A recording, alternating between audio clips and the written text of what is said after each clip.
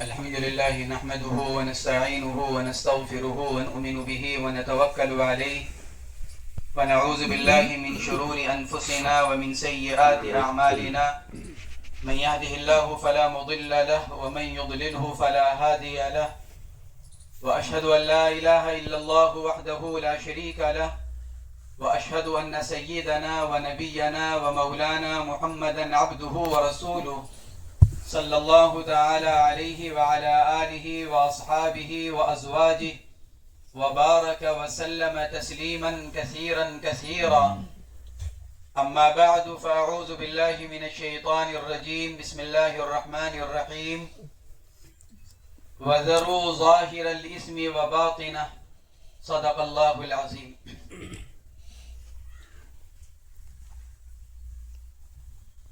حضرت کے حکم کی تعمیل میں یہاں پر بیٹھا ہوں. ایک طرف حضرت ہیں، دوسری طرف استاد محترم حضرت مولانا عبداللہ صاحب معروفی ہیں.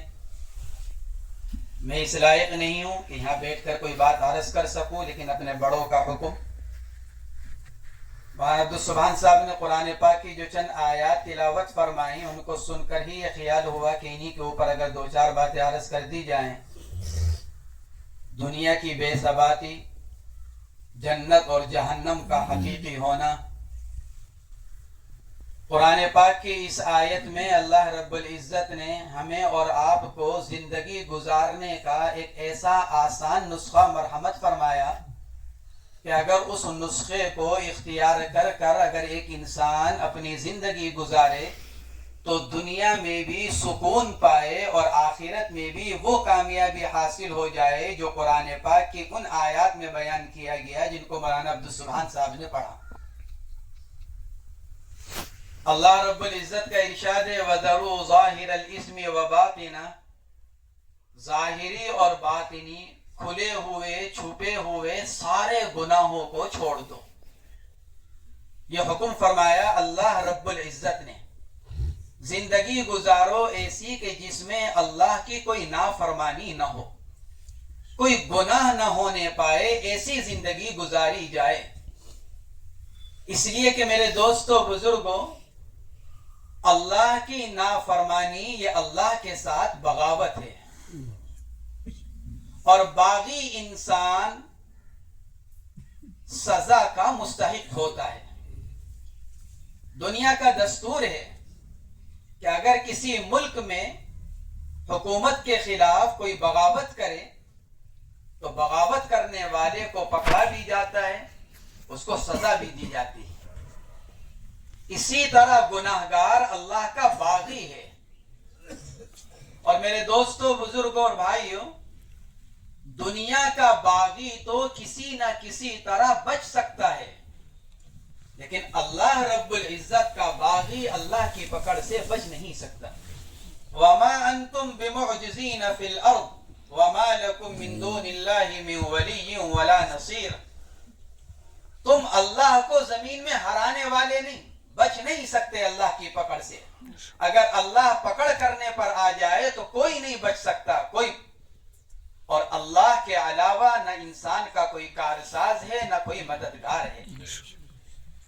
تو اللہ کا باغی اللہ کی پکڑ سے بچ نہیں سکتا. آج اگر ہم اپنی زندگی کا جائزہ لیں تو آج ہماری زندگیاں اللہ کی بغاوت کے ساتھ گزر رہی ہیں. ہر آن ہر لمحہ ہم اللہ کی نافرمانی میں مبتلا ہیں، ہر وقت نافرمانی. اس کا نقصان کیا ہوا کہ اس کا نقصان یہ ہوا کہ جس طرح باغی، ملک کا باغی جس طرح بادشاہ سے دور کر دیا جاتا ہے، حکومت اس کو نکال دیتی ہے، ایسے ہی اللہ کا باغی بھی اللہ کی رحمتوں سے محروم کر دیا جاتا ہے. اس لیے سب سے پہلا باغی شیطان. تو شیطان کو کیا کہا گیا؟ لعین، ملعون. کیا معنی لعن کے؟ کہ وہ کہ جس کو اللہ کی رحمت سے دھتکار دیا گیا، دور کر دیا گیا، دھتکارا ہوا، اللہ کی رحمتوں سے دور کیا ہوا. یہ بتلا دیا گیا جو انسان اللہ کی نافرمانی کر کر زندگی گزارے گا، اللہ کے احکامات کو توڑے گا، وہ اللہ کی رحمتوں سے دور کر دیا جائے گا. اللہ کی رحمت اس کی طرف متوجہ نہیں ہوگی. اس لیے اللہ رب العزت حکم فرما رہے ہیں وَذَرُوا ظَاهِرَ الْإِثْمِ وَبَاطِنَهُ. ظاہری، باطنی، کھلے ہوئے، چھپے ہوئے سارے گناہوں کو چھوڑو. یہ نہیں دیکھو کہ کون سا گناہ چھوٹا کہ کون سا گناہ بڑا. اللہ کی ذات کے اعتبار سے اللہ کی ہر نافرمانی بہت بڑی ہے. سیدنا عبداللہ ابن عباس رضی اللہ تعالیٰ عنہ فرمایا کرتے تھے کل ما نہى اللہ عنہ فہو کبیرہ. ہر وہ کام جس سے اللہ نے منع کر دیا وہ گناہ کبیرہ ہے. علامہ ابن قیم رحمت اللہ علیہ بڑے مشہور محدث اور عالم ہیں، لکھتے ہیں اور فرماتے ہیں کہ گناہ کرتے ہوئے یہ نہ دیکھو کہ گناہ بڑا ہے یا چھوٹا. گناہ کرتے ہوئے یہ دیکھو کہ جس ذات عالی کی نافرمانی کر رہے ہو وہ کتنی بڑی ہے. یہ دیکھو کس کی نافرمانی کر رہے ہو، کس کے حکم کو توڑ رہے ہو، اس سے بڑا کوئی نہیں. اللہ اکبر. دن اور رات 24 گھنٹے میں کتنی مرتبہ ہم اپنی زبان سے اس کا اقرار کرتے ہیں کہ اللہ اکبر، کہ اللہ سب سے بڑے، اللہ سب سے بڑے. کم و بیش سینکڑوں مرتبہ دن میں ہماری زبان سے یہ جملہ نکلتا ہے کہ اللہ سب سے بڑے ہیں. تو اب اگر اللہ کی نافرمانی کی جا رہی ہے تو اس ذات عالی کی نافرمانی ہو رہی ہے جس سے بڑی ذات کسی کی نہیں، جس سے اونچی کسی کی ذات نہیں. کوئی اس سے اونچا نہیں، کوئی اس سے بڑا نہیں. اسی لیے فرماتے ہیں علامہ ابن قیم رحمت اللہ علیہ کہ یہ دیکھو کہ جس ذات عالی کی نافرمانی کر رہے ہو وہ کتنی بڑی ہے. اگر آدمی یہ سوچے گا تو پھر اللہ کی نافرمانی سے بچے گا. اسی لیے حضور اکرم صلی اللہ تعالی علیہ وسلم نے حضرات صحابہ کرام کو ہر موقع پر گناہ کے چھوڑنے کی ترغیب بھی دی، تاکید بھی فرمائی. حضرت خالد بن الولید رضی اللہ تعالی عنہ کی طویل حدیث ہے، اس میں سے سائل نے جو سوال کیے تھے ان میں ایک سوال انہوں نے یہ کیا تھا انی احب ان اکون اعبد الناس. اے اللہ کے نبی میں یہ چاہتا ہوں کہ میں بڑا عبادت گزار بن جاؤں، لوگوں میں سب سے زیادہ عبادت کرنے والا. حضور اکرم صلی اللہ علیہ وسلم نے نماز کی ترغیب نہیں دی کہ کثرت سے نماز پڑھو. آپ نے یہ نہیں ارشاد فرمایا کہ بکثرت نفلی روزوں کو رکھو، حج اور عمرہ کرو. ارشاد فرمایا اتق المحارم تکن اعبد الناس. اپنے آپ کو گناہوں سے بچاؤ، سب سے بڑے عبادت گزار بن جاؤ گے. جو آدمی جتنا اپنے آپ کو اللہ کی نافرمانی سے بچائے گا اس کے فرائض بھی اس کو کافی ہو جائیں گے. اور جو انسان اپنے آپ کو گناہوں سے نہیں بچائے گا تو فرائض سے بڑھ کر جو نفلی عبادات ہیں وہ بھی رائگاں ہو جائیں گی، وہ بھی ضائع ہو جائیں. کہ کیوں؟ اس لیے کہ گناہ کی نحوست ایسی ہوتی ہے جو انسان کے اعمال صالحہ کے اثر کو ظاہر کر دیتے ہیں. اس لیے فرمایا آپ نے اتق المحارم تکن اعبد الناس. حضرت انس بن مالک رضی اللہ تعالی عنہ کی والدہ محترمہ ہے حضرت ام سلیم رضی اللہ تعالی عنہ، ایک مرتبہ حضور اکرم صلی اللہ علیہ وسلم سے درخواست کی. آپ بکثرت ان کے گھر تشریف لے جاتے تھے. ایک مرتبہ درخواست کی یا رسول اللہ کوئی نصیحت فرما دیجئے. ارشاد فرمایا اہجر المعاصی فانها افضل الہجرہ. ام سلیم گناہوں کو چھوڑو، سب سے بہتر چھوڑنا گناہ کا چھوڑنا ہے.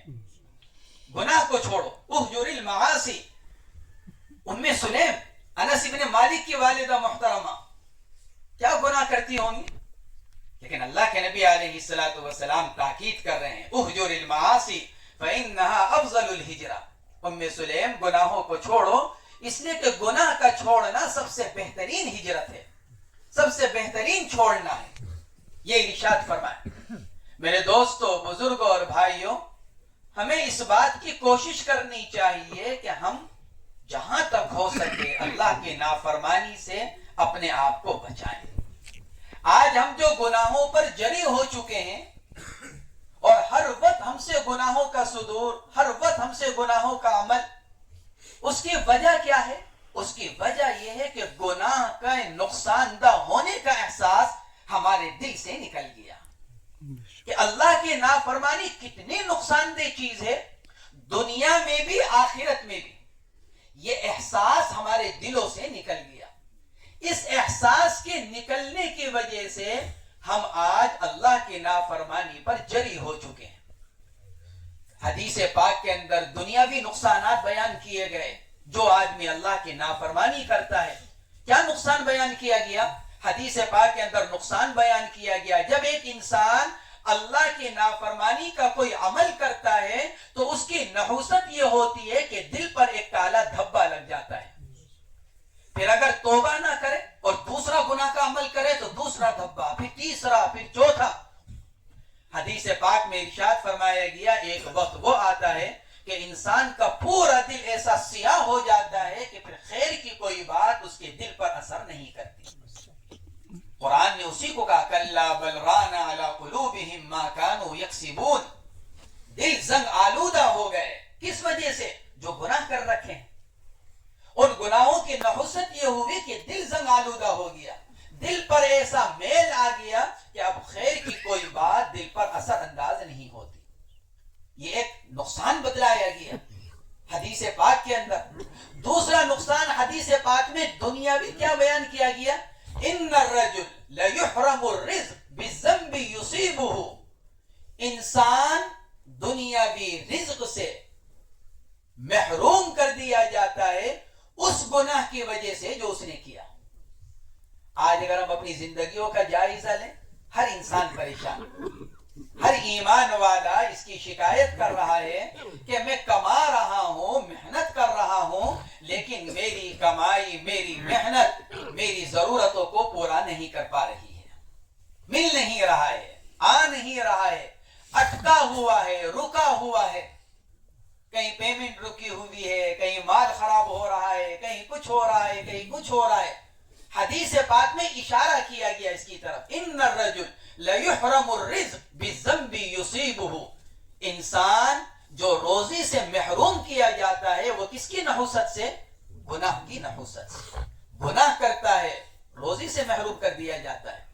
یہ تو دنیاوی نقصانات بیان کیے گئے، ورنہ حقیقی نقصان تو آخرت کا نقصان ہے. حقیقی نقصان آخرت کا نقصان. اسی لیے حضور اکرم صلی اللہ علیہ وسلم بار بار تاکید فرماتے تھے، بار بار تاکید فرماتے تھے حضرات صحابہ کرام کو کہ کیا کیا جائے؟ کہ گناہ سے حفاظت کی جائے.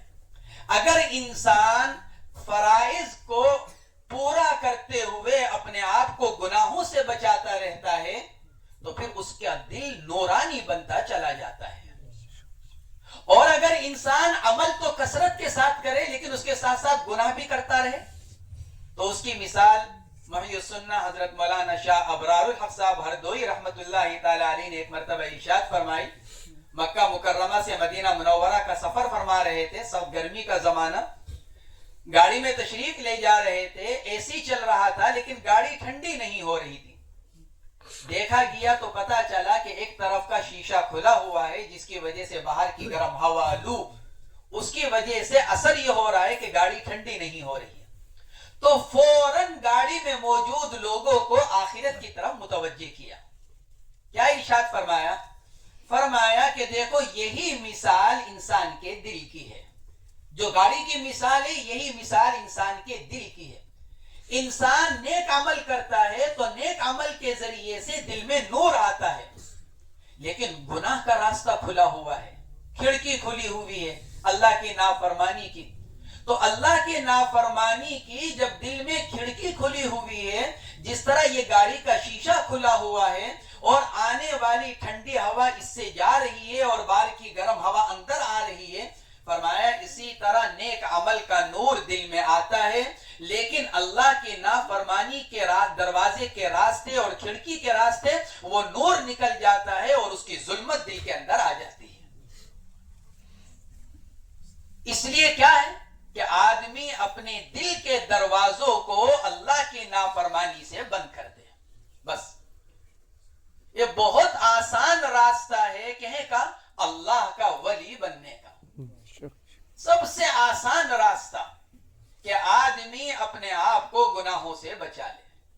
میرے دوستو، بزرگوں اور بھائیوں، گناہوں سے بچنے کا سب سے آسان راستہ، اللہ کا ولی بننے کا سب سے آسان راستہ گناہوں سے بچنا، اور گناہوں سے بچنے کا سب سے آسان راستہ اللہ کے نیک بندوں کے پاس آنا، ان کی صحبت، ان کی مجلس، ان کی زیارت۔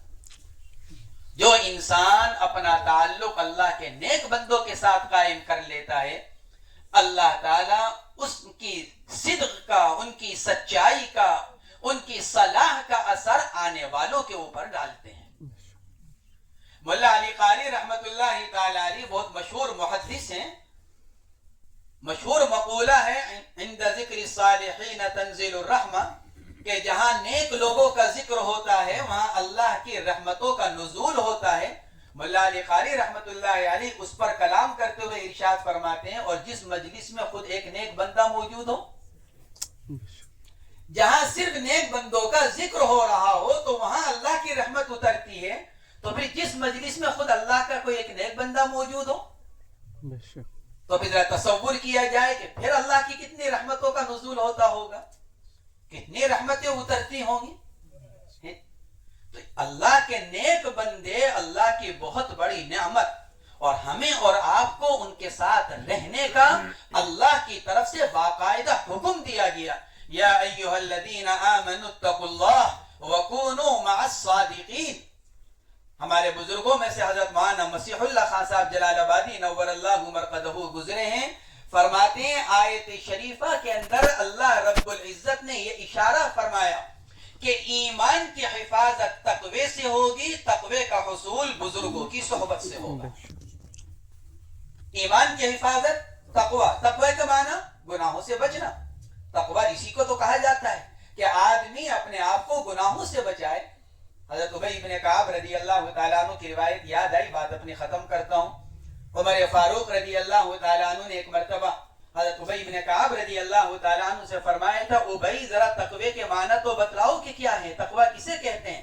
اللہ رب العزت بار بار ارشاد فرماتے ہیں تقوی اختیار کرو، تقوی اختیار کرو، تو تقوی کے کیا معنی؟ تو ابی بن کعب رضی اللہ تعالیٰ عنہ نے ارشاد عرض کیا، امیر المومنین کبھی کسی ایسے راستے سے گزرے جو تنگ راستہ ہو، دونوں طرف کانٹے دار جھاڑی ہو؟ ارشاد فرمایا کہ ابی متعدد مرتبہ گزرنا ہوا کہ امیر المومنین کس طرح گزرے، کہ ابی جب اس راستے سے گزرے تو اپنے کپڑوں کو بھی سمیٹا کہ کوئی کانٹا کپڑوں کے اندر الجھ کر کپڑے کو پھاڑ نہ دے، ایک ایک قدم سنبھال کر اٹھایا کہ کہیں کسی قدم پاؤں کے اندر رکھتے ہوئے اٹھاتے ہوئے کوئی کانٹا چبھ نہ جائے، اپنے بدن کو سکوڑ لیا کہ کہیں کوئی کانٹا بدن کے اندر چبھ کر بدن کو زخمی نہ کر دے۔ اس طرح بچتے بچتے قدم اٹھائے اور چلے، راستہ پورا کیا۔ تو ابی بن کعب رضی اللہ تعالیٰ عنہ نے عرض کیا، امیر المومنین اسی طرح بچ بچ کر زندگی گزارنے کا نام تقوی ہے۔ آدمی ایک قدم اٹھائے، اگلا قدم رکھے، قدم اٹھانے میں اور رکھنے میں یہ خیال کرے میرا کوئی قدم اللہ کی نافرمانی پر اٹھ نہ رہا ہو، میرا کوئی قدم اللہ کی نافرمانی پر رکھا نہ جا رہا ہو، اللہ کی نافرمانی کا کوئی کانٹا میرے دل اور میری روح کو زخمی نہ کر دے۔ جس طرح ان ظاہری کانٹوں سے اپنے بدن کی حفاظت کر رہے ہیں، روحانی کانٹے جو گناہ ہیں، اللہ کی نافرمانی کا کانٹا، وہ کانٹا ہمارے دل کو، ہماری روح کو زخمی نہ کر دے۔ یہ اس طرح زندگی گزارنے کا نام تقوی ہے۔ حضرت مولانا مسیح اللہ خان صاحب نور اللہ مرقدہ فرمایا کرتے تھے کہ ایمان کی حفاظت تقوی سے، تقوی کا حصول بزرگان دین کی صحبت سے۔ کونوا مع الصادقین، نیک لوگوں کے ساتھ، سچوں کے ساتھ رہو۔ سچوں کے ساتھ رہنے کا حکم دیا جا رہا ہے، کیونکہ جب انسان سچوں کے ساتھ رہے گا، ان کی صحبت اختیار کرے گا، ان کی زیارت کرے گا، خاموش بیٹھے ہیں ان کو دیکھے گا، تو ان کی خاموش مجلس بھی بیٹھنے والے کے لیے نفع سے خالی نہیں. اگر اللہ کا ایک نیک بندہ اگر خاموش بھی بیٹھا ہوا ہے تو آنے والے کو وہی نفع ملے گا جو ان کے بولنے سے نفع ملتا ہے. حکیم الامت حضرت تھانوی نور اللہ مرقدہ نے ایک جگہ لکھا ہے کہ جو انسان یہ سوچے کہ خاموش پیر کی صحبت سے کوئی فائدہ نہیں ہوتا تو اس کو بولنے والے پیر کی صحبت بھی کوئی فائدہ نہیں دے سکتی. یعنی اللہ کے نیک بندے کا خاموش بیٹھنا بھی اتنا ہی مفید اور نافع ہے جیسے ان کا کچھ بولنا نافع اور مفید ہے. اس لیے میرے دوستو، بزرگ اور بھائیوں، ہم سب یہاں حاضر ہوئے ہیں اللہ کے ایک نیک بندے کی مجلس میں، ان کی صحبت میں، تاکہ ہمیں بھی اللہ رب العزت ہمارے اوپر بھی ان کی نیکی کا کوئی اثر ہمارے اوپر بھی ڈال دے. اس لیے کہ صحبت سے اثر منتقل ہوتا ہے، اچھا بھی برا بھی.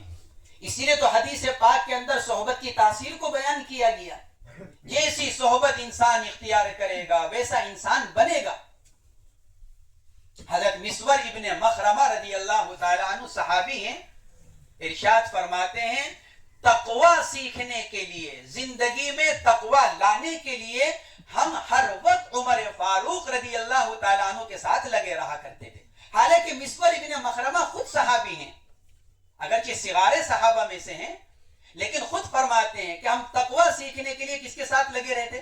عمر فاروق رضی اللہ تعالیٰ عنہ کے ساتھ. کہ کیوں؟ کیونکہ بڑوں کی صحبت سے چیز ملتی ہے، اللہ کے نیک بندوں کی صحبت سے آدمی کو چیز ملتی ہے. یہی تو وہ لوگ ہیں جن کو روئے زمین کے بہترین لوگ قرار دیا گیا. سیدنا ابو درداء رضی اللہ تعالیٰ عنہ فرمایا کرتے تھے ان شئتم لأحدثنکم من احب عباد اللہ الی اللہ. اگر چاہو تو بتلاؤں کہ اللہ کو اپنے بندوں میں سب سے محبوب کون ہیں.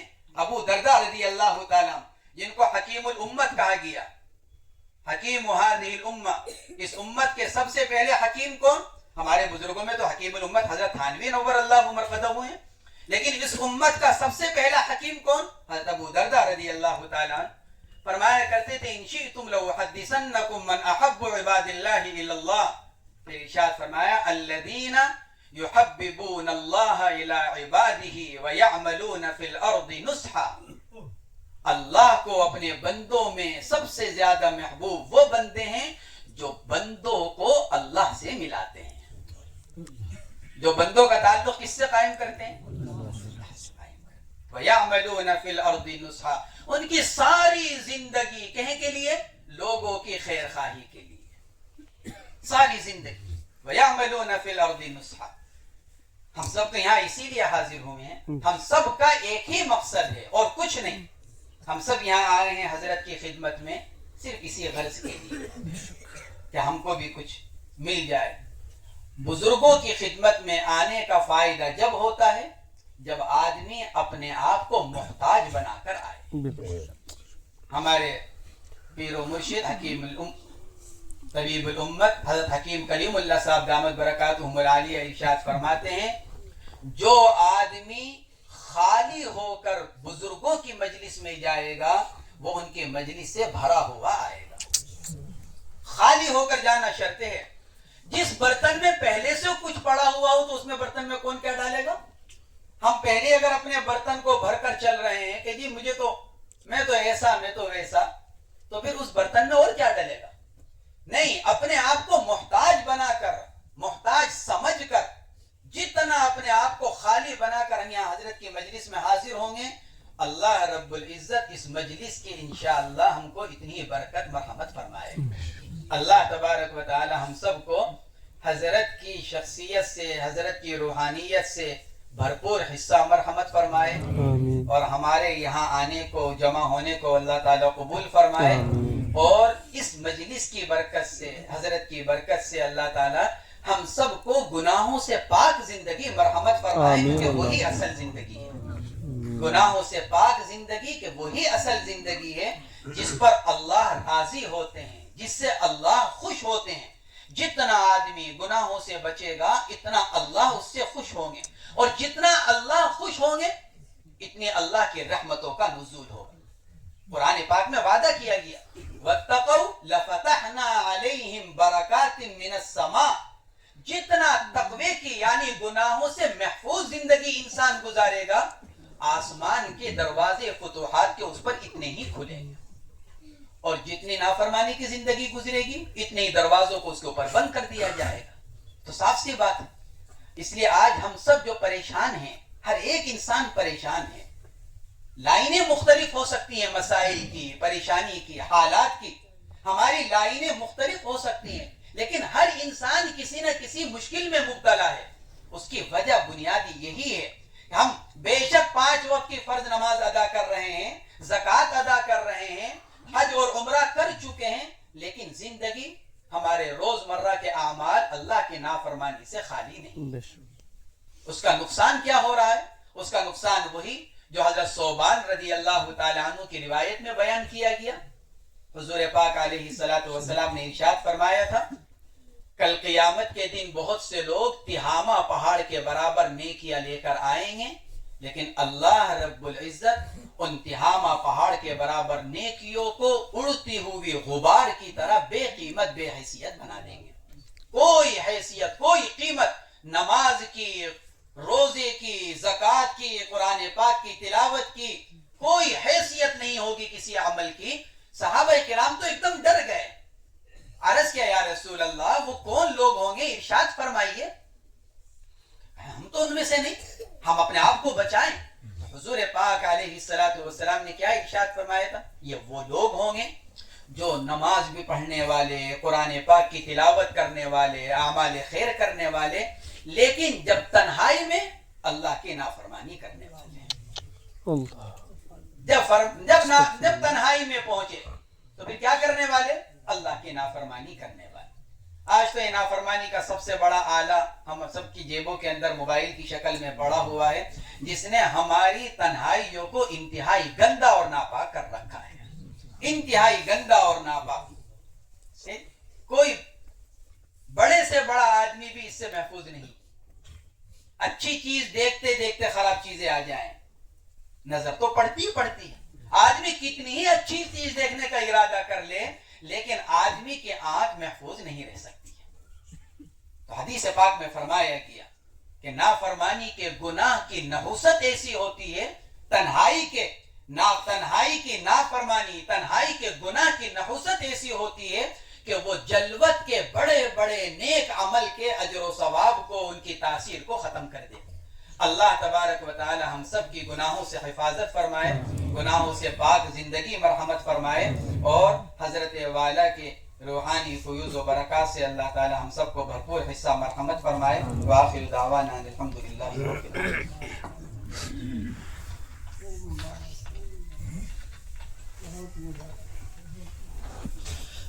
جزاکم اللہ خیر و احسن الجزا.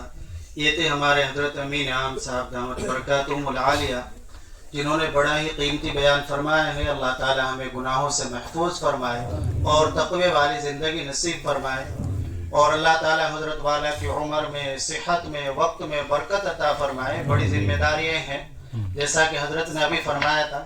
حضرت مولانا شاہد صاحب نور اللہ مرقدہ نے کس قدر کارنامے انجام دیے.